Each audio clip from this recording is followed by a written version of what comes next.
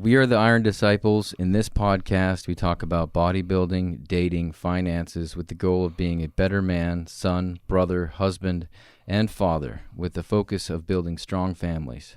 Exploring these topics from a biblical standpoint, how to do these things as Christian men. Hello. Hey. Hey. We have a special guest today. They're all special. I always say that. But still, this guy right here, he's been with us for a long time. He's one of our first friends after we got back from California. We were in the gym together at Crunch, and in walks this guy. He's a trainer. He's like giant. Join her like, that guy looks awesome. Oh, my gosh. We find out he's Brazilian, and he's just awesome. We get to train with him one day. We're training chest. Damn near killed us. And Sore for a month. When you work out with Mickel, you have to be prepared to give everything. Because he's going to sit there. You're like, oh, no. You feel like you're on your failure rep. He'll get there and he'll grab the bar and be like, come on, bro. Depends the person. Right? As a personal trainer, we learn also to teach and to train people who needs a different kind of training. So let's say somebody who has 60 years old, I'm not going to push them as much as I would push you guys. Yeah. Or somebody with heart disease or any kind of sickness that we need to take care of it. But yes, when I can, he does. I do, because it's my passion. It's what I do for 16 years. I love it, and that's it. Yeah, I love that about the way that you train, because you have like this really like visceral sensitivity about the body. Like you're always grabbing the muscles, you're tapping, you're looking at the imbalances. You have this like this sensitivity within like what the other person is feeling in the moment. So you have this very good way of just pulling out that last couple 5-10% at the end of failure. Yeah. Like when you're like, you have more. Like, come on. Like you can do 2-3 more. Like right here, like push your shoulders down. You get the cues into like what's failing to really just jack it over the limit. Yeah. And there's not a lot of trainers I've ever trained. And for the audience, I know you guys know we forgot to pray, and it's because we're having basically a fitness thing. We get so excited. We can still pray real quick. We're going to. I'm just telling them, it's exciting for us. Last time look at all these meatheads in here. It's just like, woohoo, let's go. All right, so let's get this done. Let's put God first here. Does anybody want to? I'll do it. Okay. Thank you, Father, for this wonderful day, bringing these men together and enjoying some conversation. I pray that this conversation be guided by you, that we'll get to see Mickel's heart, that he'll be able to express it fluidly and without any any hiccups. Thank you, Lord, for his presence in our lives. And thank you for this beautiful podcast place. And I thank you, Father, for your salvation. In your awesome, beautiful name, Father. Amen. Amen. Okay. I love when I pray with you guys. I feel good. That's it. That's what I feel, and nothing better than that. Yeah. I was going to say we're welcoming Jesus up in here. How can you not feel good? Yeah. Right. You're right. Yeah. You're right. 100% right. So tell us a little bit. You got your notebook out there. Let's start from the beginning, I guess. Mickel's Brazilian. I'm Brazilian. I born in Balneário Camboriú, which is in the south of Brazil. It's beautiful. It's a little colder than here, but it's a beautiful place. There's lots of valleys and mountains and trails. Oh, I love that. We live by the beach, so it's a really nice life. Kind of sounds like California. It does, with mountains and beach all into one. Yeah. I love that. Yeah, and it's warmer than California. California was a little bit too cold. Too for me. I'll bring you to my home next time. Next time, in January. We'll go up to Minnesota. But then I would like to do that, to surf. To snowboarding. Snowboarding, because I like to snowboard. This guy Mike's a great skier, dude. Yeah, that's one of my big Rips. passions. Cuts it up. So in Brazil, so you lived in this beautiful place, it sounds like. Where does your fitness journey begin? Well, I was 8 years old, and I had some asthma. And my parents put me in a judo to treat That's asthma. interesting. Yeah. Wow. You have in Brazil we have two options, which usually the doctor says you go to swimming or you go judo. It's things that you need to control your breathing. You need to learn because it's a very heavy person on top of you, or so if you don't control your breathing, you're not gonna be able to sustain the position until the end. But anyway, That's really cool. That's definitely different from the West, where they're like, "Hey, let's get this kid on Inhaler. some Inhale, yeah. albuterol," and right. They're like, "Let's try and help him fix Yeah, let's it." fix their cardiovascular. instead give medications. Yes. Very cool, man. Like that. Since I was living in this time when I was 8 years old, I was living with my dad. So that is a big city in the middle of the state, and there is no beach around. So I chose to go and do some judo because it was nice, wear the gi, the white gi, and that was cool. And well, I fell in love with I just felt connection with that passion of being trained and learning about, and getting the new New belt, belt, and yeah. then another belt. So that was very motivating. I have for a quick me. question, Yes, sir. because I don't know much about jujitsu, but I've This is heard. judo. Okay, judo. They're a little I've bit heard different. like the Brazilian version of that. I don't know if it's judo. I've heard Brazilian jiu-jitsu. Yes. So is that like a Brazilian martial arts judo, or is that like No, actually, they are very similar. They come from Japan, Okay. both of them. It's a little confusing. The history says that jiu-jitsu came from judo, but Oh, there's controversy say that both born together in the war, some Japanese war. Anyway, Maeda came to Brazil running from the war, and he was a Japanese guy.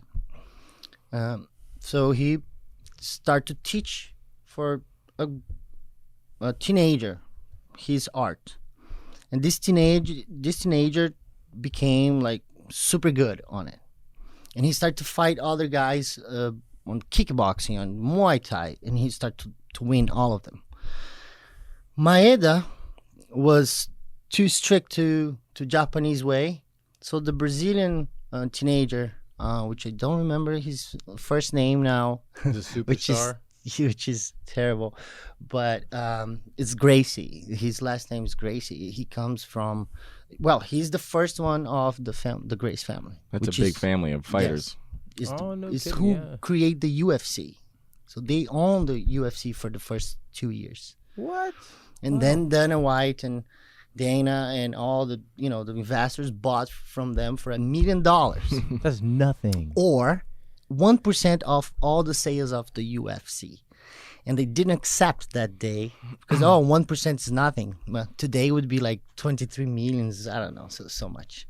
Anyway, so the Grace family developed this martial art, beyond the Japanese rules, and became the most effective, in my opinion, of course, my humble opinion, most effective martial arts in the world. At Now, this moment. capoeira? Am I saying that right? Capoeira, Did they?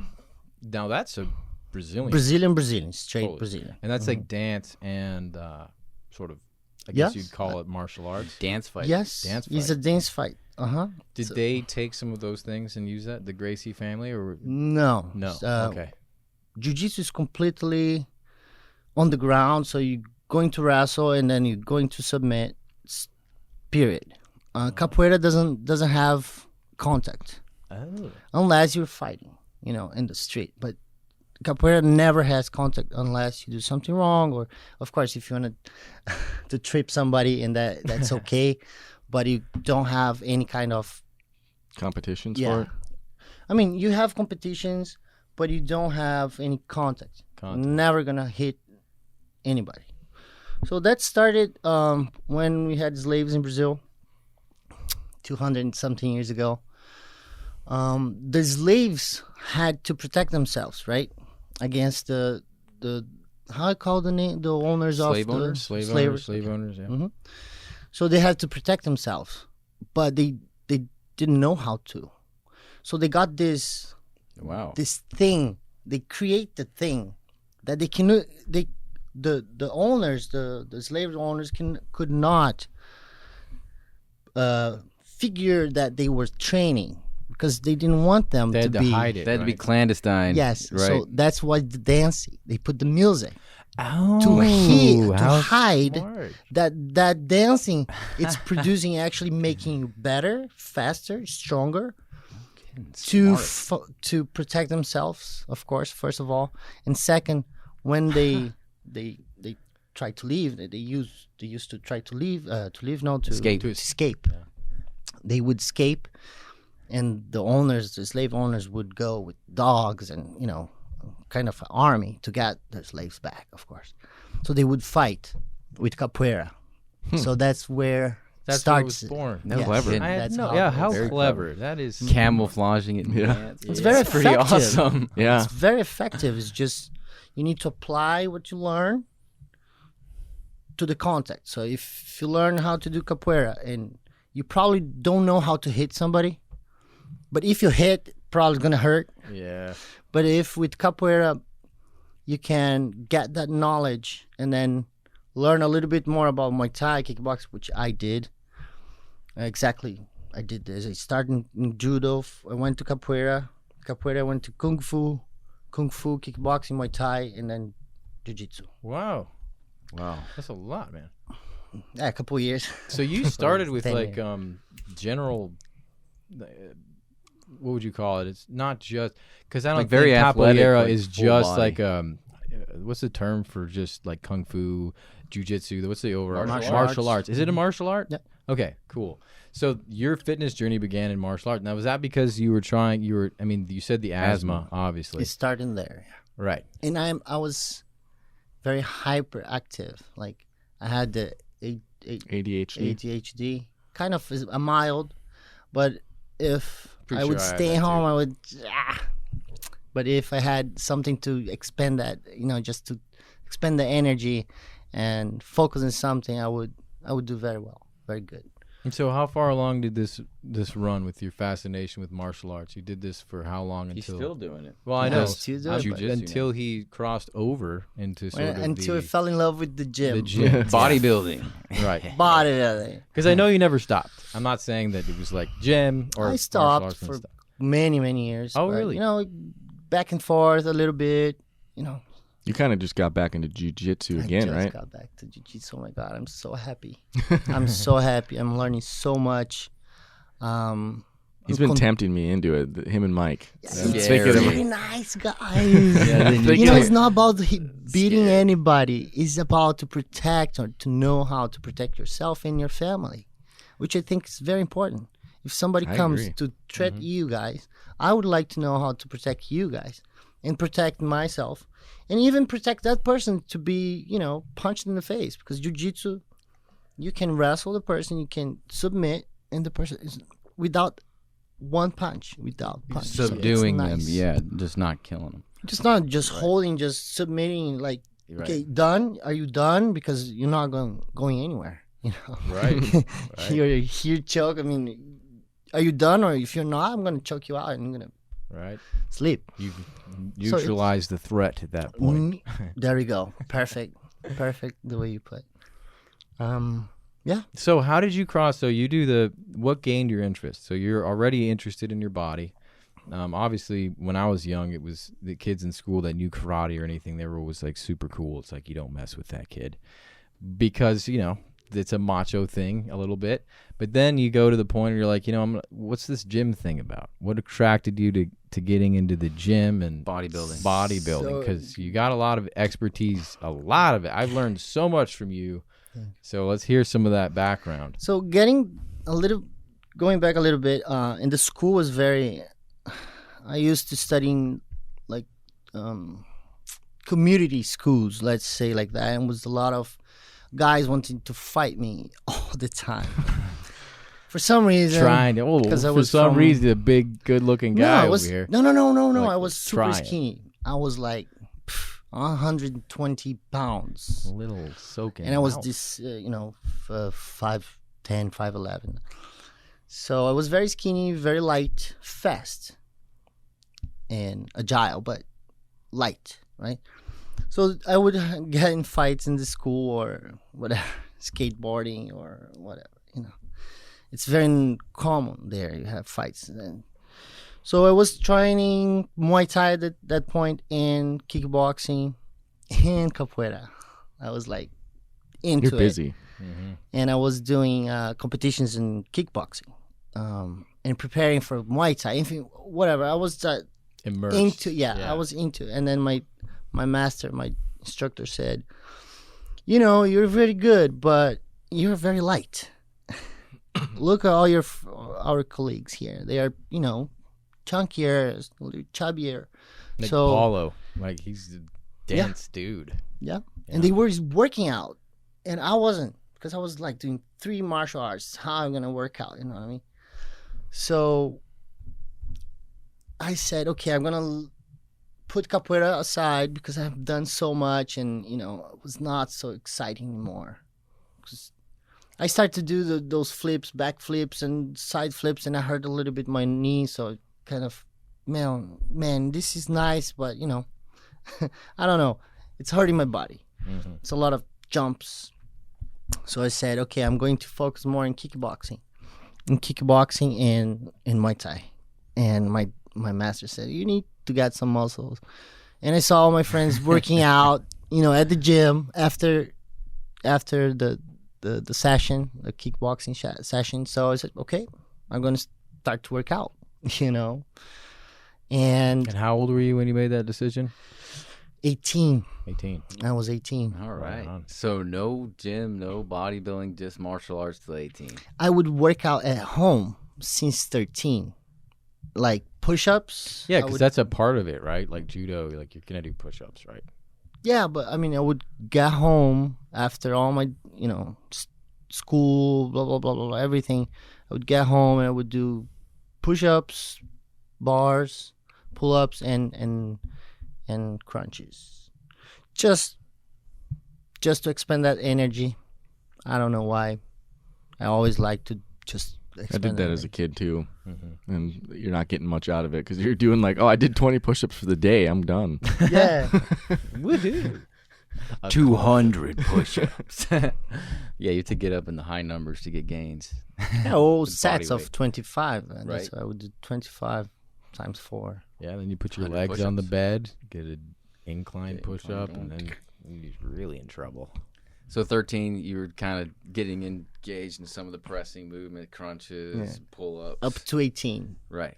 But, Still not in a gym. you get, And so did they have gyms? I mean, what kind of, like, the gym environment in Brazil, was that similar to here in the United States? Or were they kind of, what was it like? Yeah. It's like the atmosphere similar. depends. We have so many different gyms. Like here is quite very similar.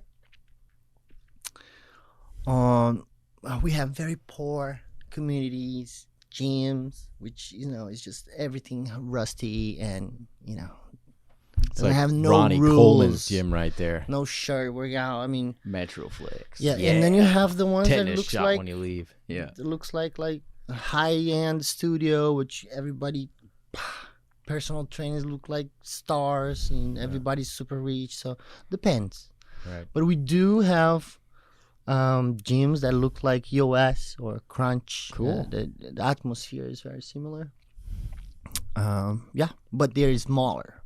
I never seen gyms like in US. They're big old. I just went to Crunch in St. Pete. They have 12,000. Square feet?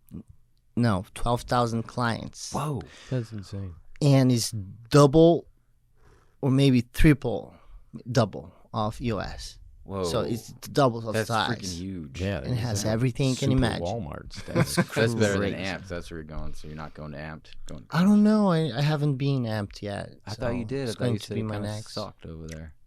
No? Yes. Well, they have 2 in St. Pete. Oh, One is very small, and I'm definitely not going to work out there. Old Just I machines. won't. And the other one is the big one, which I haven't been yet, but everybody says it's cool. So bringing it back, what kind of gym did you go to? So your professor, your Right now? mentor. Oh no, right there. 18-year-old. 18. Mm-hmm. He's like, hey man, you got to go get some muscle Old on school. here. You're Hey, gonna be shrimp, getting pushed let's turn around. into a Let's lobster. pack some beef on your skeleton here. So he sends you over to the gym. What was it like? What was your first? Old school, rusty. Yeah, baby. Proper all introduction. the bodybuilders was working out at the same time. Was so Scary. community. No, No? they were all very welcome because the same community, same neighborhood, kind of. You know, we all know each other in the street or That's the way it should be, man.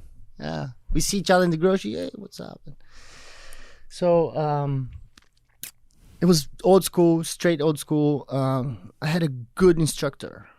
He was straight from the college. He was a good guy. He taught me like a lot in probably my first 3 months.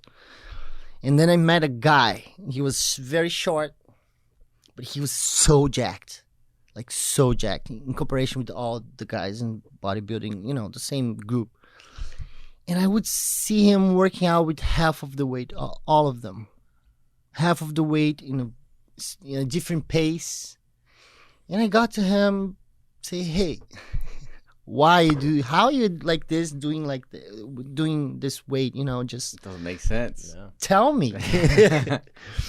So he explained to me his approach, and I liked it. I just liked it. I think, okay, so it's better I start getting stronger with this approach, which is less weight, you know, concentrating, holding the eccentric. So that was my first maybe week. You're I learned Whoa. that. Boom, the guy told me that. So, you know, I did that my entire life. Because first thing I learned is somebody teaching you, like, actually it's very important, So important. you know? Yeah. See those kids breaking their backs, like deadlifting like 500 pounds. Like, you can probably just go with 225 the proper And, form and bro. all right. But those kids don't ask. You know, like he had that same quality True. where I see in a lot of people who tend to, like Phil, you know, they see people that are where they want to be, and they go pursue those people and ask them questions, and they use them if they're willing as a resource, as a mentor. But a lot of the young guys, they get in, and I've found this out the hard way, because you see somebody damaging their body, and you really are like, hey, can I help you out here? Save that lower and lumbar. just brick wall, like, you know, tell me what to do, and it's like, well, maybe you should accept instruction. It's generally the way people move forward in life, but okay, you know. Well, with YouTube and Google and all that stuff, it changes things. People think they know before they get the experience. But that's an excellent, I'm just pointing out, that is an excellent agree with sort of character trait that we should all have. As men, you put aside your ego or whatever, you acknowledge that there's room to grow, and you find the person that has the knowledge. And you ask them, you know, can you teach me? And most of the time, they're pretty cool. Like that guy seemed like he took you under his wing and was like, yeah. Little Mickel. Because they all knew that I was, you know, training kickboxing and Muay Thai. Kind of everybody knew each other. So sometimes they would train with us just for cardio. So it's just, you know, it was not somebody who's looking at you and say, hey, don't talk to me or anything like that. Rarely will you find that with like some of the pros. And that year was when I decided to do physical education when I was 13, 14. But that year was like, okay, damn, I found, you know, because martial arts, that time you don't make money. You still don't make money, you know. And there is not much to do. You're going to open your gym and that's it. You're going to have that life. I don't want that life. I want more. I want to, you know, the new thing is bodybuilding.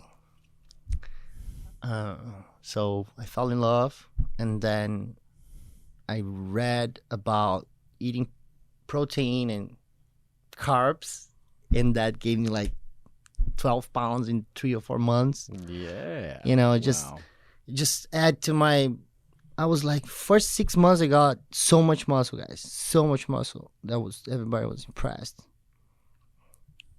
That's a big, you know, The diet. especially if you're the thinking eating. career. Yep. But I mean, just to see You your could body train. change like Yeah. that. You know, We were that's training like Can you imagine how for a crazy? while, but we didn't eat right. Mm-hmm. So we didn't get the gains until we started getting our diet dialed in, and then we started to put on muscle mass. Yeah, And if- as soon as I'm sorry. I was gonna say you were 120 pounds then, and you're what now? Like 210, Yeah. 215? Yeah, that 100 pounds. Almost. Exactly. And now when we walk around by him at the gym, it's like, I guess we're tiny little shrimps. Totally shrimped out. I feel like a dude. shrimp. 2 of my biceps, 1 of Mickel's. Come on, man. It's not that. We love Dude, it. those No, suckers no are way. massive. Cute. You guys are getting so big. All right, lately. stop. We're talking you. about Mickel here. And This is you, bodybuilding. man. I mean, This is how sweet Mike's- Mickel is, man. Mike's Try and give him- chest and strength is shoulders, Redonkulous. chest is ridiculous. I mean, What and is legs. that? Oh my God, gluteus. And, Great and, form and, too. and Mike's dialed on his hamstrings, form. yeah. He's true. He's super intelligent, so he, you know, Super he used intelligent. I don't know about all that. this power. I think so. I too. think so, yeah, too. what? But Yeah. as far as working out, I have to He's learn from this guy One of the still. most Oh, yeah, intelligent he's a in wealth our of knowledge. group I pretty here. much guessed the whole time of my workout career until like the last year where I met some of you guys that actually know what you're doing. And I'm like, I was kind of hanging in there, and now Dude, I you actually faked learned us all out. some real stuff. Yeah, my God. But that is good. Mike. Some people observe better than others. Yeah. and you're I had good no, at Yeah, I had that's no right, help. the I had like intelligence. no trainers, nothing through my whole workout career until like recently that I've met you guys, and you can help me out now. There you go. There you go. You know, to Yeah, get he there did. without teaching, so it's a Really lot. good. True. Yeah, he's got the brains. Mm-hmm. Mike's got good brains. So you Yes, sir. you get this gym experience. You see your body change, incredible. 6 months, 12 pounds. You're just like, where's the upper limits of this? Am I just gonna keep getting big? Like, what's gonna happen? All your friends are like, Right? "You're jacked, bro. Like, Yeah. What are you doing?" Man, I don't even know what to say, but I was blessed. I always was blessed. and about so at some point you decided to go to Genetics, yes. school. genetics, because Genetics, yes. yeah. You have a I was blessed genetics. ripped Yeah. like to the bone and very juicy, like you Juicy. said. So, Good muscle Juicy. bellies. Those Yes. muscle bellies, just pregnant. Juicy. yeah, yeah. And then I decided I'm going to the school for Right, it. right. 18 years old. I study for a year to get into the college. And This then is I like got- real study because a lot of times like Yeah. people who don't know this. This is not like a cert In the over United here, like a States, you get- $350 cert that you get. Oh no! No. You yeah, have in the to study United a States, year. there's this. It's like a mill. You know, they just get people in and they spit them out. And these are young people. They have. When you say you got a certification, when you say you went to school, it's a much different story. It's like going to than college. what people. Yeah, like going going to to college. college. It You're is. talking That is. in No, depth. I went to the college. Yeah. Yes, Yeah, it yes. is. That's what I'm saying. Yeah, I'm saying much different from the United Then you're- States, where okay. people are like, Where "Oh, you my could be trainer like a went to 350 school," pound and their version behemoth. of school is like, Online, yeah, yeah. it's a joke, really. You know, It's a joke. So I wanted to point that out for you. I have for an the online listeners. here. I have a certification here in U.S. online. I mean, That's easy It was to a get. joke. Didn't change Yeah, you anything could do it in in my 2 life. weeks and be a 250-pound McDonald's master and didn't get change. that. McDonald's Nothing master. wrong with that. Dude, I don't know. Quarter pounder. But you know, So you did the Um, year of school, and then you went in strong. You it's were a year studying at home actually for the tests, and then if you pass on the test, you get high score, and then you can get to the college. kind of right? like SAT, sort of. right? Yeah. Nice. So it was a dual bachelor degree, physical education and sports science. So I went for total 5 years. I did together because it would be cheaper to do together instead do separate. So I did school and fitness and health, wellness all together. Right? Nutrition, everything. So I work with kids for 3.5 years. No kidding. That's so Mhm. cool. Swim. I was swim. That's why you're teacher. such a good teacher right there, man. That's the key. I love to teach, man. Yeah. Teaching kids. That'll teach you a lot. Yeah. Oh, yeah. So in 5 years, I started 19 and I finished with 24 around that. Wow. In this meantime, I learned a lot. I did over 20 courses. And you were Amazing still courses. heavily into bodybuilding at that time too. Did you do any competitions? Yes and no. Yes. Okay. I didn't get to the stage. I have I was getting ready for it. I was a personal trainer at the gym. This is the biggest gym of bodybuilding in Balneário Camboriú, my town. And everybody's saying, dude, you don't even need to do anything. You just need to get in the stage. Do it, blah, blah, blah, blah. I feel okay, I'm going to do it. I didn't have any support, no money, no supplements. How old were you? I was after the college. I It was was after college? 26, I would say. 26. Yeah. I was in great shape. But no support, not much supplements. So expensive in Brazil. Diet, yes, that's cheap. So I would eat, more chicken, a lots of That's potatoes. the way to do it, man. Yeah. Heck yeah. But supplements helps. They I would do. tell you, an extra vitamin C and magnesium, Oh yeah. zinc. I mean, makes your life better. Let's get into that next. Yes. Yeah. That's You good. gonna tell me? Let's talk Yeah, about right. You are longevity a little the bit. guys. Yeah, Later right. Um, you got this. Where? There's Mm. competition. Bodybuilding. Mike asked you if you were Competition. yes. And then, Mike, I went for it. 3 months training, doing everything you have to do it to get there, waking up at 5 a.m. to do cardio, all those things that you can imagine. I got an amazing size. Actually, the size I have today, but I was full. I Shredded. mean, it was Yeah. like, bodybuilding style. And then they invited me to be the judge. The judge of IFB, the first IFBB competition in south of Brazil. Wow. So it was 3 Big. states in the competition. So I say, okay, I accept. He's like, This you look so good. duty. Let's make him a judge. I loved it. I loved it because it was big names, and the table the table it was 4 judges, 5 judges. So those 5 big names, and I was the only one that was kind of nobody, But I was certified. I had everything. For some reason, they called me and said, "Sure, this is more important than any Yeah. competition."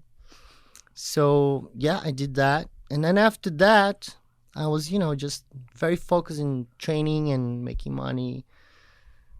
And then I kind of you need to be on it, and you need to have friends. You need to have money. It's a lot of things that needs to be. You need to be ready for you to get and win something. Otherwise, it's just gonna expend your money, gonna hurt your body because it's forever. Bodybuilding hurts your body forever. It's important to know. So if I'm going hard. Otherwise, I'm not going at all. Right. All No in. half measures, man. No, doesn't worth it. So that's awesome. Now, this point in time, when I met you, you were. But I do want to compete. Yeah, still. I one day you're still gonna do want. I think I still Together. have it. Let's I do think it. you do. After 40, you have those different categories that you can. Maybe I can. I'm not gonna compete with guys at 25, 22 years old. It doesn't make sense anymore. They started to work out with 13, and they did everything I did since 13. Now you know what I mean. Oh yeah, those So guys it's are. in their hormones and everything. You got to is- do your class, your yeah. division. Yeah, makes sense. So my the my stage. division is gonna be after 40. That's what I think. I think that's awesome. That's an inspiration, to take, because bodybuilding, at least for a lot of us, the competition always seems kind of out of reach, or it's for them. It's kind of like one of those things that maybe you think about, and I know, like when I think about it, I'm like, I could never have the discipline for a long enough period of time to actually get my body to the place where it'd be competition ready. I've seen some of the guys at the gym, and they have the competition coming, and those last like month to 2 weeks, man, you can just see it in their eyes. Those guys are in a new level of discipline and focus and just so sheer suffering. But you can tell it's one of those things that, if you're serious about the gym and you really love it, it would be a nice thing to do. I think there's You two know, to kinds do of it one people. time. Like there's some people that just like bodybuilding, like Mike. Like we just love to bodybuild, like the eating, like the diet, like the training, and then either you're like more bulking or more modeling. Like I model, so I stay leaner. But some people like to compete and just like to go hit the stage. Like I know a few people, they're not like, and it's interesting because it's like they just want to compete. Like they just want to get onto the stage. You can tell they get the coach, they get the whole thing, and then they just want to go compete. Whereas then there's the other bodybuilders who just like the lifestyle. So I think there's those two categories. It was like those people that want to compete and those people that just like There's the like bodybuilding 0% lifestyle, chance I'm right? going on the stage. Like, yeah, Mike's like 0% chance. There's a middleweight too. Mike's like, if I see posing, no. No, it's yeah, not gonna happen. posing, and it's Not gonna terrible. happen. It's terrible. I know, and It's a lot of work to learn how to pose tongue right. Right. thing you have to Oh, wear yeah. for Get the it's jewels a out in little front. yeah. So Zot's good at posing. my He's really good. my category would be men's physique. Right on. Shorts. Yes. Cover the piernitas. Yes, I just don't feel comfortable. Then you don't have to worry about legs so much either. There we go. That's right. There we go. It's true. So tell us a little bit more about the fitness, and then let's hear about sort of your spiritual journey. Or I know you got some stuff in that book. So Quick let's make little sure story. we're hitting. Quick little story about piernitas, little legs. Yeah. Mickel snapped his shin, his tibia, and I mean both in half both. at In a three at a pieces. at a punk concert, jumping off Metal and punk Yeah. concert. Yeah. jumping off, dude. This dude heard it snap. Look, and my went mom and over my to him dad and was don't like- know about that. I told them I was in the skateboard park, Don't watch skate this, park. sorry, So Mom. guys, if you're listening, now you know the truth. I know the truth. Yeah, so I like was rocking out, and mom. the guy picked him up, put him on a scooter, and had his thing dangling. Oh my goodness. On the way home, and it healed. So it's like it's No his- documents, no money. So I had to go to my mom's to then to take me to the hospital. And like he said, we had no surgery. So So you just set the bones. the way Did you have a cast? yes, I had a Please, God, cast for tell me. 3 months up to my groin. 3 months. So how was that leg? Bad. So that's affected your leg training. yes, obviously. definitely. I have Definitely. I have a big injury in my right knee.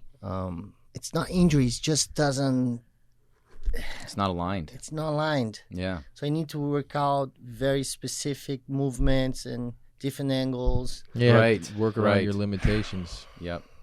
Yeah, use a lot of recovery like CBD cream, CBD gummies.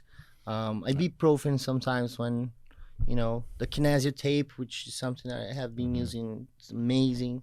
Yeah, that cool. thing's Helps a lot. great for guiding the Men's point of physique, motion. though, we got the board shorts, so you cover it. Well, it up. sounds like Don't have to Mickel worry has about like that. the most valid excuse for not being able to get your legs on par. Yeah. If And I you're broke my breaking your ankle. tibia, are both of them, or was Ankle. it only one? Ankle. No, Your ankle, or was it both or one?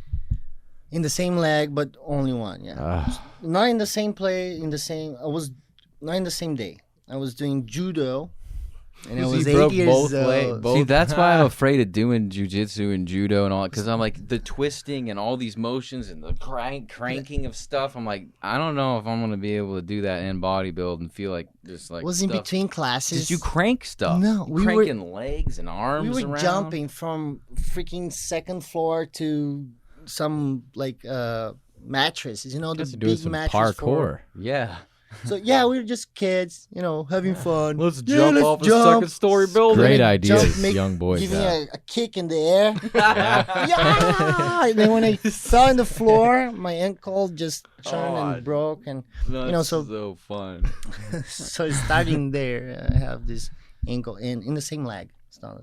Okay. The same leg Same broke leg. twice. leg. I didn't That get poor that. leg. That thing's extra jacked up.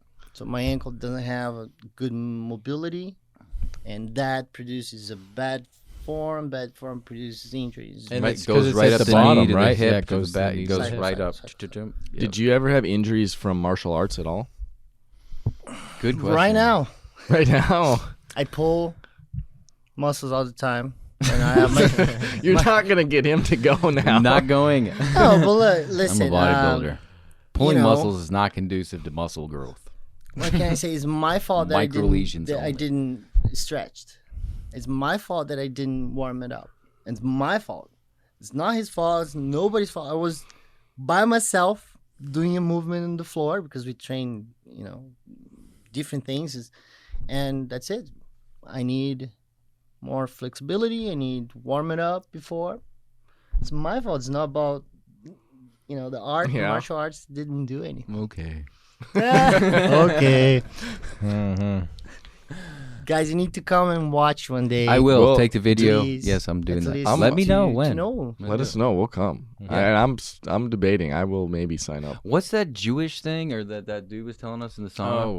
Krav Maga. Krav Maga. That sounds kind of interesting because it's more like condensed, straight up. That's a lot of contact, though. You're like actually That's straight. wrecking people. It's all elbows and palms and jacking people Nuts up. and Yeah. eyes. Nuts. and Yeah. It's Nuts. everything You're that right, you, dude. All yeah. the soft regions, they're going for like the weakest places. Yeah. And they're hitting them hard. Self-defense, Eyes, bro. Yep. nuts, and then organs. Throat yeah, and throat. neck. Yeah.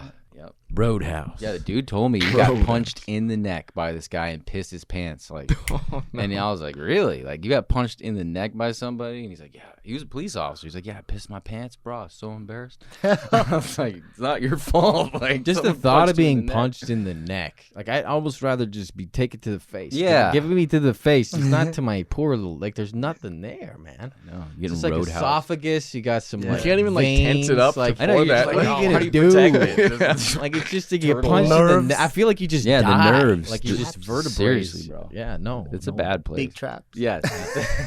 Protection. Brock That's why Brock, yeah, he never goes down, dude. It's true, dude. Traps are Exactly. protection. And you got some good traps too, Mickel. Nice upper back. So you've never hurt yourself in a grappling match or anything like that? That wasn't your fault. Bro, yes, I definitely did hurt myself training. I just don't recall something. Nothing too you know. bad, though. Yeah, nothing too bad. Nothing, besides I broke my ankle doing judo in between classes, actually. I would do 2 classes in a row. Besides that, I'm never, Wow. some punches Yeah. in the face. In the face, not in That's the it. neck. Yeah, good. Oh, broke my nose, but this things doesn't matter. I mean, about it's not injured. No, it's a little twist. Looks good. Doesn't look straight up. Yes. Yeah, Like yeah. Joe Rogan schnoz, Yeah, dude. That Joe- thing's been punched 1,000 times. It's like Feel it's bad for flattened out and wide. You're just like, that poor schnoz. Yeah. Well, cool. So, let's talk about your journey. And you were Buddhist for a while, right? Yep. Okay. Because your mom let you go out and choose. She said, hey, what do you want to do? Go out to each of the places and explore. Like, gave you like a exploration So path. she's always was into studying Religion. life Mm. because So she's a philosopher. yeah, she would Yeah. study about mysticism, or she would study about. She would read a lot and do some meditations, and that was very young. I don't know. She did a lot 6, of searching. 7. She's just searching Yeah. a lot. Yeah. I respect that. That's cool. Yeah. She's very. She didn't find herself, I think, yet. Brazil is Catholic mainly, right? Yes. Okay. 80-something%. Yeah. But she always was very open. Since she's studying, seeing all these things and, all these questions, she said, you guys, you can choose your religion. Is something that, it's, you're going to live your life. So you should choose what you're going to believe I kind in. of respect that a lot. I Me too. respect. Yeah. But always, Very she interesting. I was there with her in bed when she was reading, so I would have access to those books too, even though I didn't understand fully understand what was written. But when you're a kid, you take note of these things, and then you get build older. a little bit Yeah. of, you just build in your mind, in your development, mind development, and you just build a little. Right. little- Like, this is what exploring means. You're Yeah, reading books. steps. You're searching this way. Yeah, right. which is, I would have questions. What is God? Yeah. Like, what is God? And so now explain to me. So it's a important moment in the It's a huge moment. kid's When a life. kid asks that Explain question, I who's say God? 80% of the time they get, a kind of shrugged off answer. Either the parent or the person that's being asked doesn't think the kid can absorb the whole answer, or they don't know the answer themselves, so they give the child or the young person a sort Generic. of very generic answer. But it's like one of those things where, like, and you put yourself in a kid's position and they're asking who God is, that is such a pivotal moment. It's huge. Totally. forever. Forever. It's like, who's my Forever. It's gonna dad? stick with you forever. You know what I mean? It's like one of those questions. Yeah. No, it's serious. Yeah, it's Yeah. serious. So she always let that over there. She loves books. She loves read books all the time. So we have big library at home, always about everything you can imagine. Even sex, law, real estate, philosophy. So I would always had access to those How books. cool is that? Not I didn't read all of them, but well, I still, would that's read not parts. common. I mean, like if you grow up in a house with that kind of respect for literature, Mm-hmm. that sticks with you. The power of the word. Yeah. Even though I don't read so much these days, but today's we read in the phone, we listen podcasts, so it's a little bit different. But yeah, so I got that curiosity, I can say, around 8 something. I didn't understand very very well yet. So coming back to the martial arts, when I started kung fu I see now. at 12, 13, in that age, I said, okay, those Bruce Lee moves and those movies, Jack Chan, yeah. So that curiosity was there again. Hey, this is a different thing. It's like exotic. It's nice. So let's just read about it, or let's heard about it, whatever. And we didn't have phones that time or Google or anything like that. But I had that. I was willing to look for it and get into this religion. It's not a religion Because all the martial arts, there's a lot of Yeah. like, what did they believe? Yeah. What did Bruce Lee believe? Yeah. What did these masters? What were their answers for God? Yeah. Right, and so I Yeah. see that connection. They're very philosophical. Very. So Yeah. it just connects it. Right. And then I told my mom, look, I want to learn about Buddhism. And we were in the grocery and we met somebody buying some fruits in the fruit section.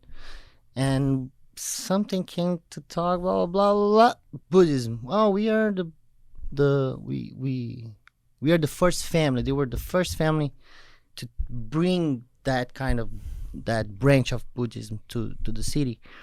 And they just opened a temple, and it was so nice, and it was so welcoming, and everybody just, it was a lot of love. Mhm. So when I got there, I felt so good. I mean, those mantras and the way they treated me, and the community, that was just love, man. It's what we have here. It's what we have. I found it was a 14, and I just, okay. This is, I have friends, I have the young guys, I have the older people that, like mentors, and everybody was good. Everybody was, just correct. So I liked that. And it was good for me as a kid, as a teenager. There's wonderful teachings in Buddhism. I mean, if I was to draw parallels to another faith, from Christianity and sort of be like, there's so much in common. Buddhism feels like a very attractive religion to sort of describe some of the teachings that you find in Christianity. There's a lot of that crossover and overlap exists between both. It's more of a those. philosophy than a religion, though, isn't Right, it? it is. Yes. No, you're correct. Exactly. Yeah, it's not a Exactly. religion. It's not pantheism or a theistic belief. No. There is no deity involved. It's a living tradition. Yeah. So But religion has It's- philosophy. Yeah. So that's where I say that. it's complicated to try to explain, because Well, it's for like people it's who are Buddhist, between- it's filling that religion gap for them, in many ways. So it does have that sort of back and That forth purpose, between the a higher boundaries, the power too, respect. and like this Yeah. transcendent Mhm. experience you're supposed to be after, Mhm. So there's a lot of that.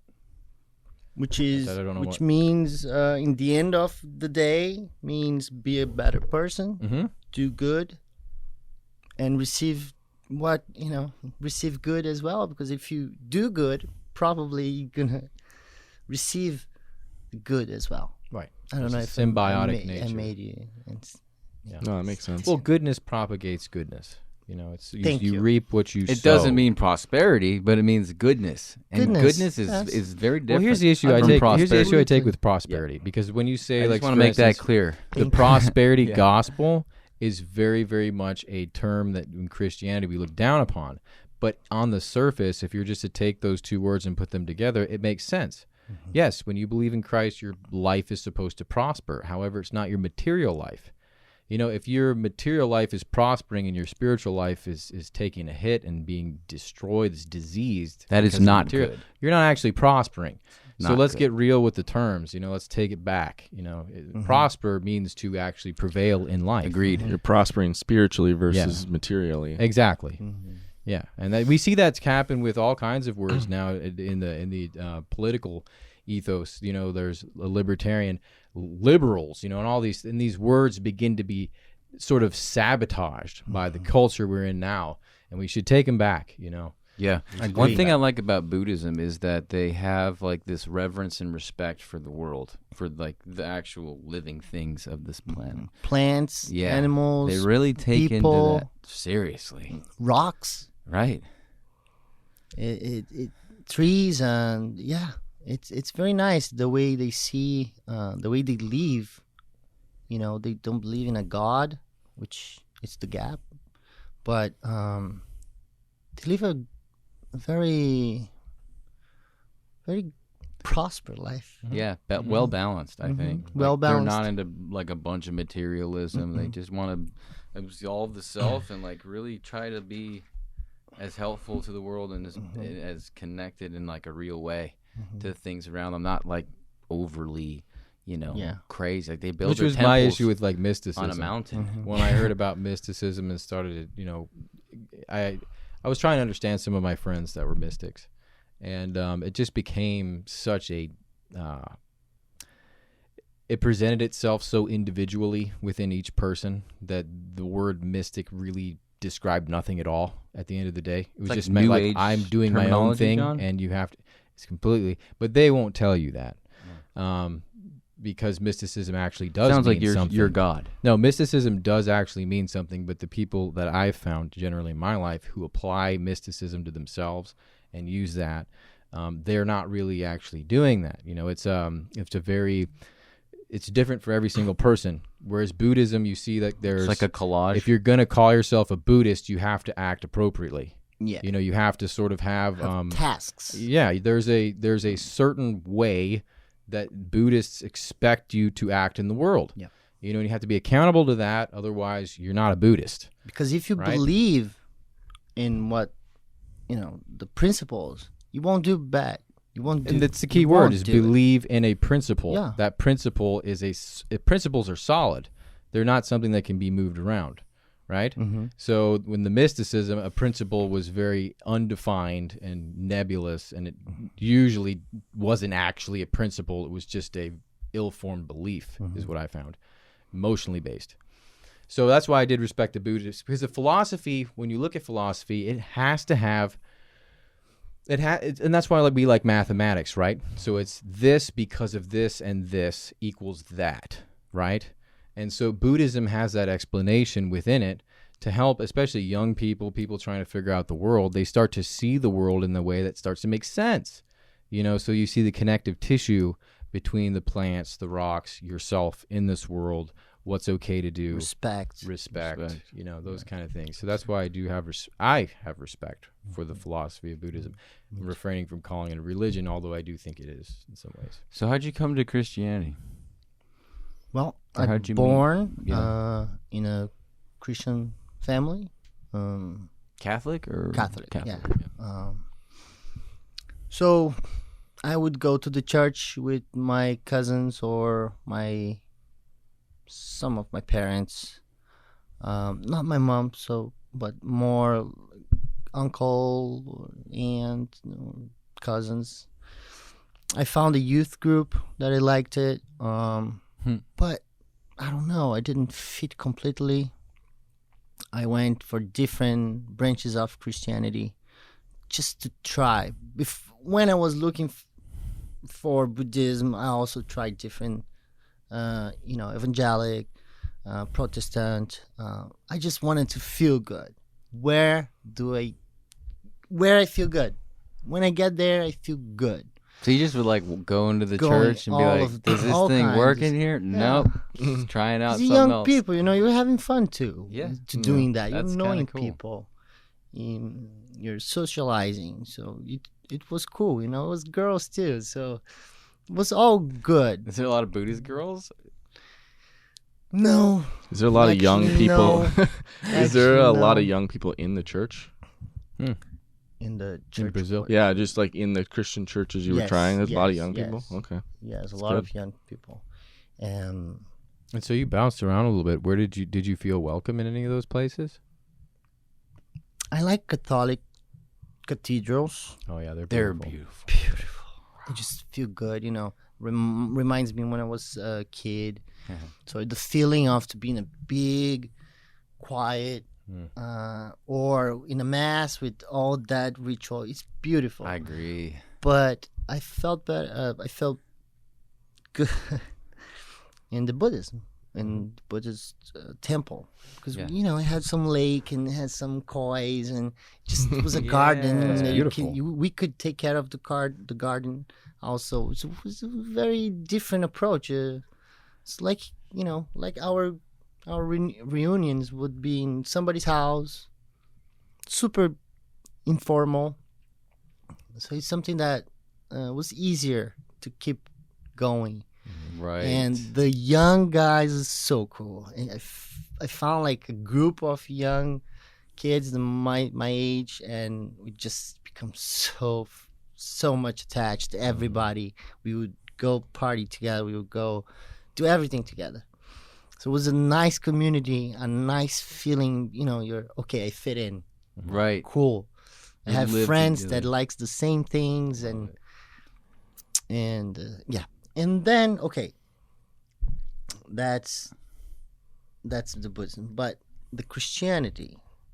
I learned all that learnings, which is not the proper, let's say, but I learned a little bit scattered. Oh, I heard this this thing in my uncle's house, or I heard that lesson, or this and that. You have a lot of information that is not. And believe it or not, it's a lot. It's a I've lot. noticed there's some people who grew up outside of church, and you forget how much that's actually packed in there. It is. Oh my like just from gosh. like Sunday school and like just Christmas being and around it, Easter. Christmas, It's like all that stuff. PhD level of Stuff. stuff. No kidding. Just in our group on what we're studying, I was talking to my dad about that. I'm like, just reading Matthew, like with zero context, you are missing so much. It's crazy. Like you might as well not even. Well, I'm not gonna say not read it, but there's so much going on there behind the scenes that you do not know about just reading it flat. Yeah, man, it's a living word. That's why it's fun, right? Because it's just like 100%, you dude. you cannot reach the bottom of it,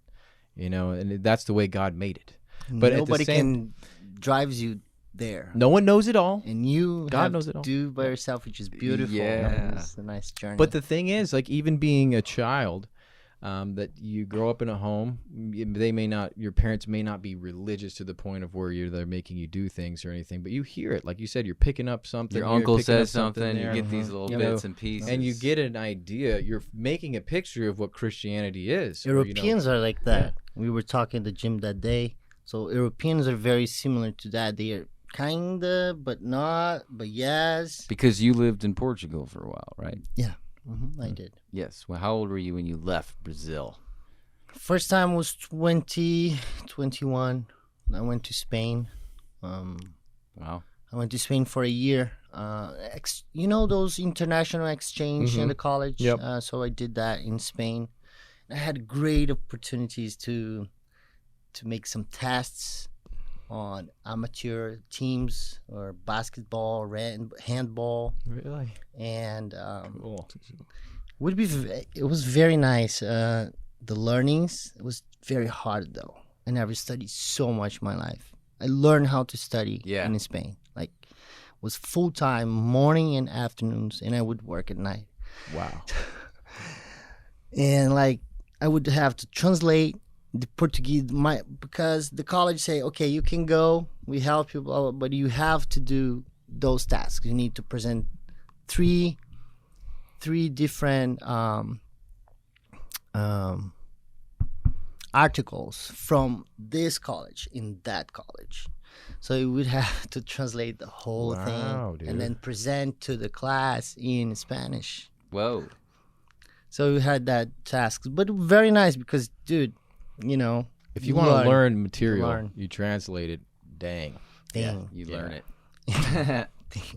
And vice versa. And when you come back to Brazil, you have to do it now in Portuguese with wow.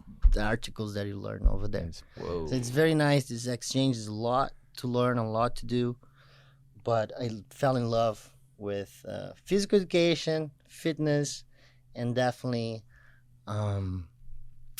trips and travels. These two around. guys, global trotters. I've spent a lot of time in Europe as well. Portugal, though, I've had that trip canceled twice Really? because of COVID. Oh. I was supposed to go there for a month and then COVID showed up, and No kidding. nope. You Well, got ask this guy. He lived Third there is for the a while. charm. Yeah, You exactly. should try. It's beautiful. You're gonna Yeah. love it. Portugal. Let's get back to his. Yeah. Let's go back then because that's important. It's very important. So 'Cause- you were picking up pieces from your family and your experience family. growing up in your Mhm. family. And Yes. So you're in the Buddhist thing, and then you start thinking a little more, right? And then I came here. I came to US. I got here. Well, I lived in Portugal for 4 years. I met my wife within this time, and after a year, we decided to move in together because we found each other, and that was it. It's your love. It's you. Yeah, she's awesome. And she brought me to US, and her family is very Christians. Like her big daddy just passed away last year. He was like, my God, he was into the church, into Christianity. He lived the Jesus love is crazy. Wow. Okay, what he taught me was crazy. Well, so talking with them, That's awesome. I would see the difference in between the knowledge that I gathered with my family and Catholicism, and then the knowledge. And okay, but you're saying something different. I don't understand. I mean, but in what I learned, what I heard is, it's not like this. It's like that. And then we would kind of start to talk. They would ask also. They would ask about Buddhism, in in family dinners, and so it would be a moment that Put you on the spot. yes. Dang. So now I need to talk about Buddhism and talk about Christianity, and we need to understand each other in a way that they are not gonna look at me and say, Oh, for sure. You don't know what you're talking "Oh my God, what I'm going to do." Plus, English is not your English terrible. I didn't speak English when I got here at all. I could, say hi. My name is Mickel, and that's it. Kenneth and I, we had to Got to do a dissertation on Buddhism. It's like, Hi, my nah, name is Uh-huh. Mickel. My name is Mickel. My name is Mickel, and my name is Mickel. Well, You and Candace fell in love through Google Translate. She speaks Portuguese. She does? not at the time. Oh. No. Now that's a good That's question. a real chemistry. That's like a real chemistry. Like when you're just like, I love Bro, you. was Don't like, speak you the know, same was- language, but we Help each other. She could understand a little bit Spanish. I speak Spanish as well, so she could kind of figure out what I was saying. I could use a word in English, two in Spanish, one in Portuguese. Wow. She kind of dude, would that's understand, and then she would say in English. Kind of I could understand English, just speak was very hard. And when I need something, it would be translating, Oh yeah. And that's Calling that Google Wow. Calvary, baby. That's a What real it love does it? language right there, man. That's Amalgamation. growing together if I've ever heard a relationship. It's Yeah. like we're literally learning how to speak together. Yes. And I think that was amazing, important beautiful, because if for we sure. could fully communicate, I don't think would happen. There's so Really? many I don't married know, couples yeah. who don't communicate. So I yeah. They know the same It was- language and they don't even communicate. It's so horrifying. So I think it was the way we found to Hmm. actually make it work. Wow. That's It's impressive. It's a good question, Mike. Thank you. He picked Yeah. up on that one. Yeah. All right. You keep interrupting his story. Yeah, dinner Let's- time let's with the get family. family They put you on the spot. on You're the trying spot to learn many English. You're like, I times. don't even know how to describe my beliefs right now. But you're seeing there's a difference between what you learned and what Christianity was for you Exactly. in Brazil and what it is Mm-hmm. to like. And what were Candace's those differences? granddad What did you and start to see? Then I don't remember exactly what was the points, but mostly it's like Catholicism doesn't see Jesus as the supreme being. It does see as God, and then Jesus a man, and that is this big difference. I think that's the only thing I remember, and I don't want to go deeper in this because I can get in Complicated. trouble. Yeah. They focus I more on can Mary than get they in do on trouble. Christ. They do. The Catholics, Mary anyway. is Mary, the mother of Just God. want to- Don't worry about offending anybody. No, I, this I'm is not, your I'm story, not. brother. I just want to be Yeah, comfortable 'cause with if what they're- I'm saying. Good. Okay. So I would get home and say, "Hey, Candace, let's talk about. That talk over there. I want to know more. Now interesting because I learned something. What they're saying is different, so I want to know what is the truth." And she had a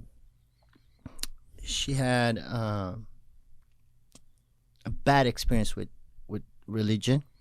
So she was kind of away from it. But nice that I would ask her. She has a lot of knowledge about the Bible, about everything. She was, for many, many years, church rat. the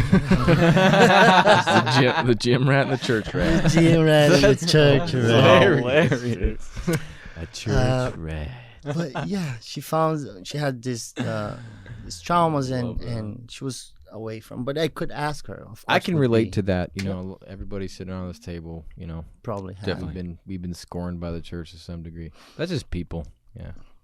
So she would teach me some things, and I would still get more and more curious. Her grandmother loves Jesus. You met her, right, Yep. guys? Sweet lady. So she loves, and Precious. she little by little, she's Jewish, half Jewish.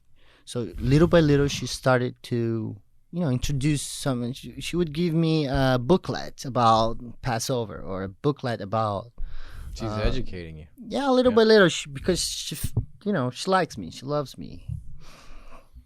I hope. No, she does. She adores you. Yeah. She loves me. So yeah, I started to have these questions, and then I had you guys. That was the most, the closest friends that were into this beautiful life, which is the life that you're living, that's the real Christianity. Amen, brother. Be a Christian resumes to Just living, Yeah, because I be- know we didn't talk about it very much. I knew you knew that we believed, because John and I weren't like one of those people who was like always Jesus all the time. But I remember you asked us one time when you had moved back off of that one place you guys bought and rented out. You're like, yeah, you guys. We tied a conversation. We smoked a joint. And we're talking about. You're like, what about Buddhism? What about Christianity? What are the differences? How do they compare? And I remember that was one of those conversations where you were actually like kind of curious about like what are the similarities, but what makes them different, and why is it important for me to like believe something other than Buddhism? Like, what does Christianity have that Buddhism doesn't? Pretty much, like, why should I take on these beliefs? Like, is there and I remember it was a very like innocent time for you because you were very curious. You're like, there's something good here, but like, what is the difference? Like, what is the value of changing of like, why should I believe this instead of Buddhism? Or Yeah, like, it's what not do they just- have that's in common, or what do they have that's different? I remember that, and that was a tough question because they had a lot of the things that were the same. And I remember we stood on the story of Jesus, the story of Christ, and the idea that God would sacrifice Himself to someone that doesn't deserve it, so that they could continue on life. I think a lot of times when I speak to Buddhist people or people with more contemporary religious beliefs, maybe they're just spiritual, they take on this idea of religion or faith or spirituality is basically, it's like yellow is my favorite color or red is my favorite color, and you can have whatever favorite color you want. And that's kind of the way they look at it. It's just what works for you, you know, and it's not dependent on any overarching reality or a truth. It's just like, I like red better, and that works for me. Or I like yellow better, and that works for me. When you enter into the discovery of truth being exclusive, it's not what's better. It's the only door that opens the way. Christ says, I am the way. You know, no one goes to the Father but through me. And it's the description of truth that really starts to open people's eyes, because it's not just what works for you. It's the only way you have truth, because truth by definition is exclusive. It pushes everything out but the only thing that's true. And I think that when we had a conversation in the gym, we talked about that. And it's nice when you're talking to a person who enjoys philosophy, because they can take these terms in, because truth is something that deserves attention in the definition. You can't just say truth. Like, what really happened? But It's what my was your truth. what's my truth? You have this relative truth situation, and then it's all this just mush, you know? But that relative truth thing doesn't work in mathematics. You can't apply relative truth to anything. It's not an applicable word. So when we talked together, and we were in the gym at EOS, and I remember it was like I was trying to get you to come to Bible study. And we were talking about. And I was like, I remember you. Sometimes I would invite you guys. Oh, let's do something. You say, oh, I have a Bible study at Wednesdays. My buddy's coming with the kids or something. I say, you know, I would like to do that. I don't know. One day they're gonna invite me. I'm going to. So I had that, you know, that like, okay, one day, okay, you can keep it. Yeah, I was just because sometimes. Well, it's important to I want to point something out. Like, when and I feel like some people have to be searching, and they have to have questions answered. And when you go at them with this is the truth, get this or die, no one's gonna really. It's not a really nice way of. It just doesn't work very often. But what people do end up finding is that exclusivity within truth is important if you want to have something to stand up on. And that goes on with any discipline, like within bodybuilding or with there are fundamentals involved. And with spirituality, there are too. And that's why our conversation, when we were sort of cross-referencing Buddhism with Christianity, what are the missing pieces?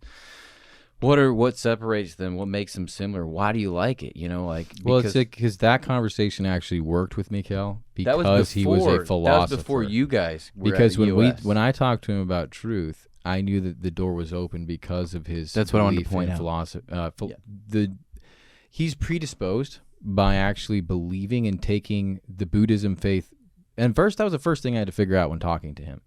I was like, is he really being serious about this Buddhism thing, or is this just something that was cool that he, very surface? And he's very serious. So I was like, this man respects philosophy, so then he's going to have respect for words. So then he's going to have respect for how those words tie into his life and develop his mind. So I can put pressure points on that kind of a person. What Joe said is true. When I'm meeting somebody and I can tell that they're just very emotionally based, what feels good, what feels good, I'm not going to be able to get much by making them feel uncomfortable. And it's very easy to make somebody feel uncomfortable because most of the time they don't know what they think they know. And so once they start to feel like that, it's a very naked situation. They want to end it and leave.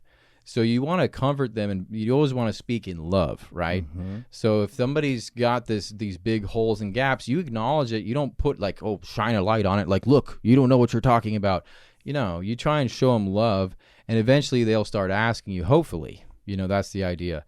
But you're not trying to condemn somebody's ignorance, because if they're ignorant, sometimes it's because they have no choice in the matter, and sometimes it's nice to educate. Sometimes they do have a choice, and they're rejecting. And keep in mind, the Christian faith, there's that spiritual battle happening. People are rejecting truth constantly. Yeah. I mean, we do that all the time. That was our prayer at our elders meet. Mike had brought up, convict us of those things we don't want to give up, right? And that's our growth as Christians and men of God, is we're trying to give up those things like crabs we hang on to. And God's like, I want to give you something way better. just give that up so I can fill your hands and heart and head and it's something so much better. Oh, yeah. You know, if you could just give it up, you know, and he's going to, it's always for us. He's not going to go in and grab it, you know, and that was our prayer. So that was really nice to talk to Mickel because we didn't talk about our faith that often. You know, it wasn't something that was, we just hung out and had a good time. Yeah. You know, we liked each other's company and we laughed together because we're South Americans. So And I wasn't ready, same guys. humor. I wasn't ready. I feel like it came in the right time. It's funny how God works. There you go. Yeah. I remember when we sat down, we were talking about Buddhism and Christianity. You were asking me about. We talked about heaven, and like because Buddhism's what is it like when Reincarnation. reincarnation, and that's part of why they respect everything so much because it could be you. It could be that worm down there, bro. mom, Like could be it me. could be your grandfather. If I was the I worm, don't I'd be know. like, end it for me, dude. Just put me on a hook and catch a bass, bro. It's time to get on. To be I'd rather be the something else. bass, dude. Find the early bird will find you. Yeah. Yeah. Thank you, early bird. And I was like, yeah. So we talked about reincarnation. Then we talked a little bit about heaven. And he had an idea about heaven is like, oh, you know everything. Or, you know, it was kind of like A boring place. kind of like he's like, what's the fun in that? Like there's like the journey's ended, you know. And I was like, no, that's not the way it goes. And so we talked about heaven. Then we talked about like the importance of the story of Christ, just the story. Like, you know what I mean? The idea that God, someone who doesn't have to sacrifices himself, and that being the way that we sort of handle ourselves as Christians and the people around us, like continually putting forward that. And I thought, he's like, oh, that's kind of cool, you know, because it's not just almost like a selfish thing of, you could call it selfishness because you're respecting the world because that could be you, that worm, you know, which is true. You never know From a Buddhist standpoint. from a Buddhist standpoint. But it's mostly like it doesn't matter if that worm is you or not. Like this is the right thing to do because that's what God did for us. He sacrificed himself for an unworthy person, basically. That's the idea. And that's the idea of the story that's so important that I think that the other religions don't really have. It's unconditional love. You know, and Yeah, hearing, unconditional like I'm love. hearing Unconditional new love. parts. Everything. That's what we ended the Right. conversation on. We're like, that's the one thing that'll separate. It's the unconditional love that God has for us. He gave He us has that choice. unconditional love, right? So everybody hears that, and he does. He loves everybody unconditionally, but you have the condition. Well, I'm going to go of further. I'm going to go accepting it, further. right? And You so can't that's have where unconditional love unless you give people a choice. right? So that's what I was getting to. So like his love is unconditional, and he's pouring it out on everybody, but your willingness to accept it means there's conditions involved. Because when you accept truth, there's implications involved with truth. Yes. You can't just say yes and move on. You can't believe and then No. Yeah. don't do it or don't be what in Exactly. what you believe. Otherwise, you can have conflicts. Right. Yeah. He had to give us free will, but he had to give us a choice between good and evil. And then it's because he loves us, he allows some people, and this is going to sound weird as hell to people, but he allows some people to make the choice to go to hell, live a life of hell pretty much on earth. You know, Which make is the bad part of choices. it's part of the. Go down That's the right. hell path, You know, you know, usually if you pe- want to, because I gave you that free will, that sovereignty of choice, and that is love. That's what we do for our kids. We're like, yeah, you know, I'm gonna raise this kid as a badass. I'm gonna give him whoopings, and I'm gonna discipline him. You know, I'm not gonna just give him unconditional. Do whatever you want, kiddo. Like, enjoy candy time all the time. He's gonna be diabetic by the time he's 7 years old. That's not love, right? So we understand what unconditional love. It's not just what it sounds like. It's a choice. Well, it's again and it's respecting that person's It's a choice. study on love. Love is Yeah. not love is a term that encompasses so much. Many would say it's the epitome of all words. You know, love is the central figure that everybody is sort of the trajectory of manhood and hero and all that is good in life seems to come from love. And so when you look at love, you're like, what does it actually mean? Is it just an embrace? Is it something that's always sensually in a good way? No. Love has judgment. It has admonishment. It has discipline. It also has the embrace. You know, you start to see that goodness comes from love properly displayed, properly carried out. And you can't have love without wisdom and understanding. And those things all come from the Father. So the Holy maturity Spirit, as well. Right, the All of Holy this Sp- comes Exactly, with spiritual maturity. Spiritual the Holy Spirit inside of you changing this person that you are for the better. beautiful. It is beautiful. and the work. Yeah. The Yeah. work. And so, like, I'm hearing parts of this story that I didn't know. I mean, it seems like God was coming at you from all different angles, man. Like Still doing it, coming at man. you from, Still, you know, he will do forever. Yep. Mhm. He'll get, especially when you start to try and go away. He's like, Yeah. I'm gonna get you back. You Yeah. know. But so you had your wife's family, Mhm. and then you had a couple friends here and there. Wife's family put me in the spot to, okay, tell me about your faith and let's figure out this right now. And then Candace, as a good teacher, she would, be patient, and we would discuss. Sometimes we disagree very often, but okay.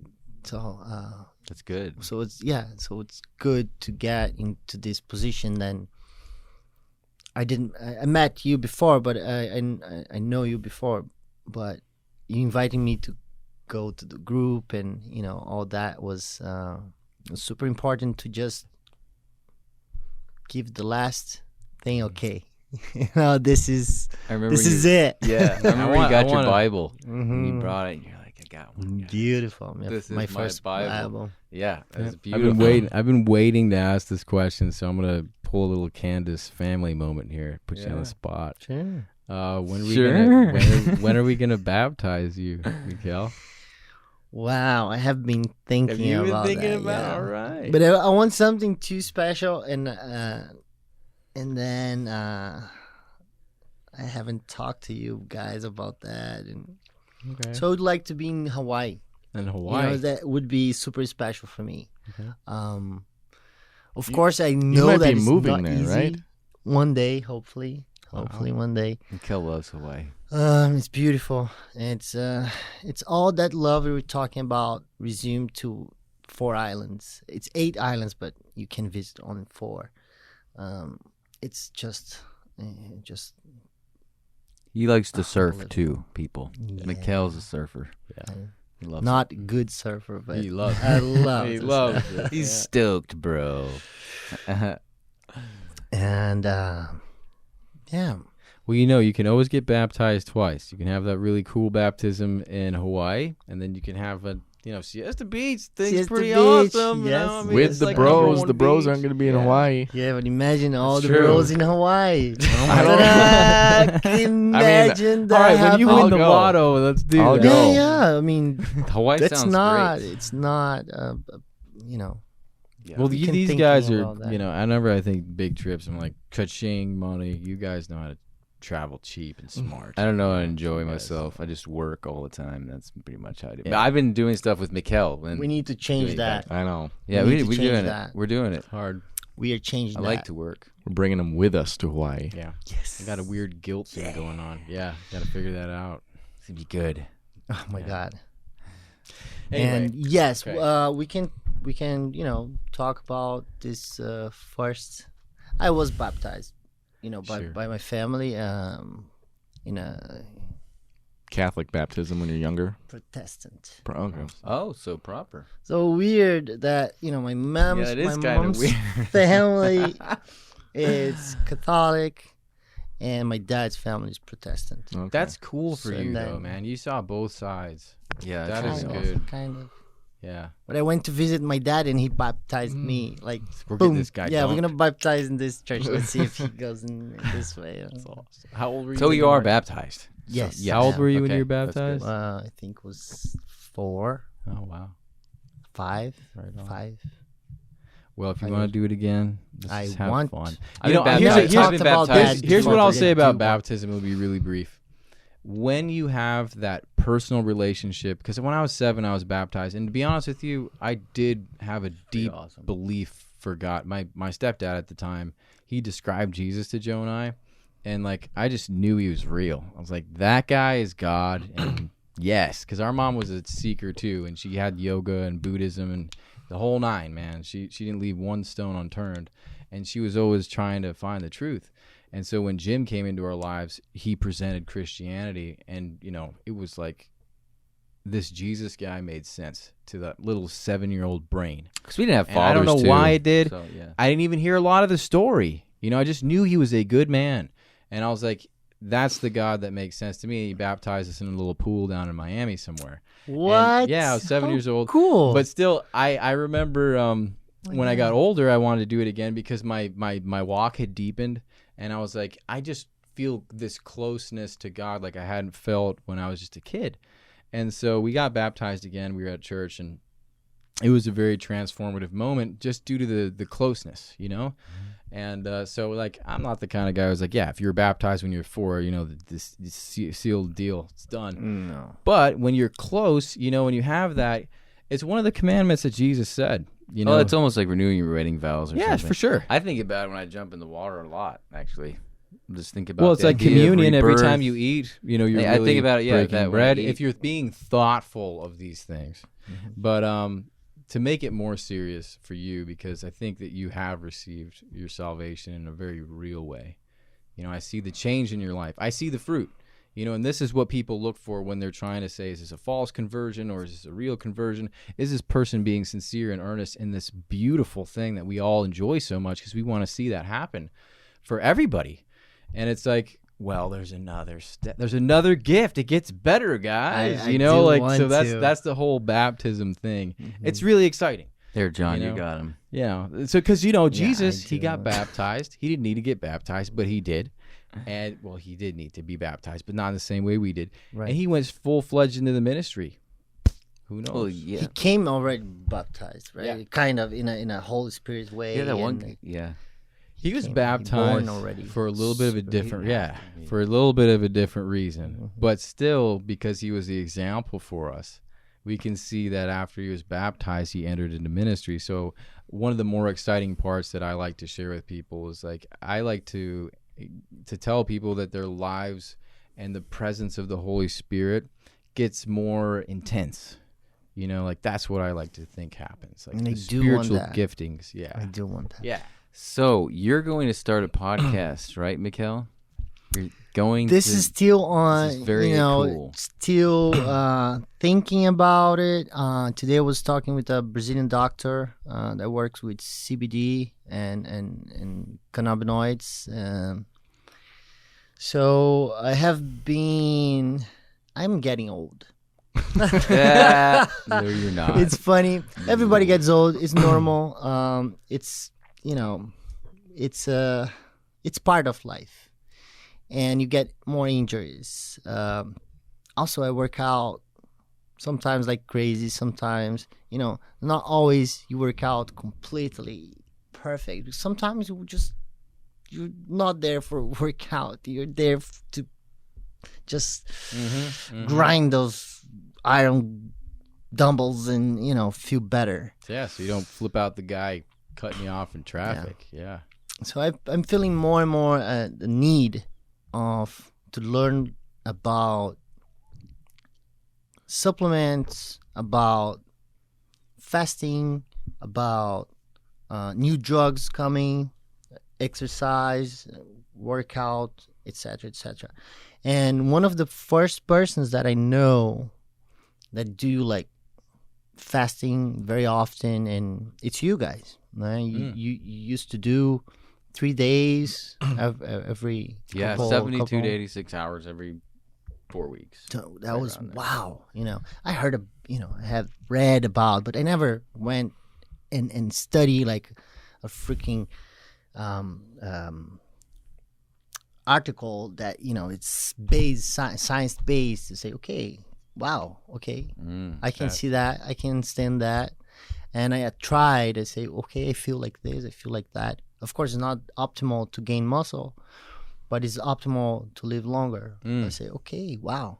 And then you guys talking about supplements and, you know, all this recovering gummies and oils and CBD, etc., CBN that we were talking one day. CBD, yeah. The new cannabinoids coming out, and I just feel the need that in Brazil, or Brazilians that don't speak English or live in different countries, they don't have the access that we have here in English. We can go today, Google podcast, longevity, any kind of drug, metformin. Let's talk about you're gonna have like hundreds of podcasts, hundreds of YouTube blogs. You don't have that in Brazil. Doesn't have much people talking. Who has access to this kind of information? Doctors or An American Brazilian. Someone who knows English. Somebody who knows English or educated Bilingual, enough to right. to be able to understand that. Right. So I feel that need in anti-aging, recovering, longevity, it's growing so much in For the sure. industry, the fitness industry, the wellness industry. So I feel like everybody's talking about working out. But it's like you said, we're talking- getting older now, right? Yeah. And so there's going to be a shift of focus for Exactly. us. And that shift of focus will happen for everyone. And so these Brazilian demographics are there. You know what's going on there. They're not having those resources. They're not having those people talking about metformin, fasting, different stuff they can do to improve their longevity. So you're going to share these You're gonna things share with them. them share in that. Brazilian. Yeah. Or In Portuguese? Portuguese, yeah. But I want also Embarrassing. do Speak you American. know, I want to make interviews in English with people from here. Subtitles. Subtitles, of course. Nice. I can even give us some explanation, super fast in the end of the. But anyway, I feel like all my friends, they are in this place where they want to know more. They have the need to the need of more knowledge to fix those problems. And diet and workout, everybody talk about. It's out there. It's like a red, it's a red flag. Everybody knows. Everybody talks about. Of course, I pretend to talk about as well, but little by little, focusing more on recovering, focusing more in longevity and vitality. Yeah. And that's it. And I think I'm that's very an excited. ongoing discussion. And a lot of times when we listen, is it David Sinclair or is it? Yeah, I what's do his a lot name? of studying with David Sinclair. He's out of Right. Harvard. He's actually an But I wanted to Australian. make a quick point. So these guys, like he says, he's a doctor out of Harvard, right? They're incredibly densely packed information. And so a lot of times people have difficulty knowing what to absorb and how to apply. So you have a very good gift. And that's why when you originally told me this idea when we were out there and doing the video shoot, I was like, that's awesome. Because most of the time people have an issue with accessing the information because it's so dense. Sometimes it's like, man, I don't know how to apply this. What is this stuff? You're good at being able to say, well, this is a simple way to explain it, and here you can apply this, and then that opens the door. It's not easy to You know. to read an article. It's if you not. never It been, really is hard. You never been stuff in to the do. in the research area, and I've been when I was in the college researching about stress oxidative, and radicals, free radicals, quercetin, resveratrol, and glutamine was the three drugs that we were supplements, whatever you want to call. We were working that in mice and giving them liver cancer or liver diseases and colon diseases and treat them with those drugs. So I could see like firsthand What they were doing. what we're doing. And glutamine is great, resveratrol is great, and quercetin is great. It's three amazing products you can have every day forever. I'm not a doctor. Nobody's telling you or trying to tell you what to do, but this is just an experience for somebody who loves the fitness. Share. Like and an just example share. is like sharing Joe Rogan, right? information. He's Yeah, not a letting doctor, share dude. stuff. And like even my wife, she listens to him, and for some reason she pays attention. And she won't pay attention to this David Sinclair. She won't pay attention to Andrew Huberman. David Sinclair. These are the guys that are actually doctors. Yeah. But you'll pay attention to Joe, There we go. So that's I think that's a really important point to think about when trying to help people and give them information. What's going to work for them. Just sharing. Yeah. Yeah, that's a cool idea. Can't It's wait for wonderful. it. Do you have a name for it? No, I have no. Salsa and chips. No, I don't have a name. Those are his dogs' names, by the You way. need to I'm think sorry. about No, the chips is not one. Really? Salsa is. What's the other one's name? Kaya. Kaya? Kaya and I've been salsa. thinking they're salsa and chips this whole time, dude. Embarrassing. Sorry, dude. No. I go up and like, Well- salsa chips. Man, what's going on, guys? This is my 2 little dogs. 2 You're chihuahuas. awesome. I love those guys. They're super Well, cool. we're a little over an hour and a half in. Yeah, What is there anything else we want to cover before we wrap it up? I'm good. What about you, Mickel? Anything I'm else you good want to touch too. on? I think we talk. Maybe we about could have another everything. podcast on longevity and stuff. I have a bunch I of would stuff I've been doing research. love- John and I have a supplement company we've been opening up, which is all about that. So, Imagine. How yeah, it'd be fun to just have fun talking about it at the very least. You know? awesome. Yeah. I I would like to say conversation. something just to end. No You did a fantastic job. Thank you. And You did awesome. amazing job. Dude, I nailed love it. you, man. Yeah. Thank you, guys. I love you. You know, this is part of this new life, New journey for you. new journey, spiritual, all kinds of journeys that I'm being on now. And you're part of that. You're very important on this path. And thank you very much for that. I love you, Thank you Mickel. very You're our eternal brother. Same to you, brother. Same you. to you. Well. Let's end in some prayer. Lord, thank you so much for this great conversation we had today. Thank you just for this beautiful story Mickel has on his life, and not only his walk with you, but his expertise and knowledge he has that he can share with us and share with others, Lord. I just pray that you would bless his venture into the podcast world, Lord, and I just thank you for the heart of these men here, and that, Lord, our audience would learn something from us as we learn from each other. In Jesus' name, amen. Amen.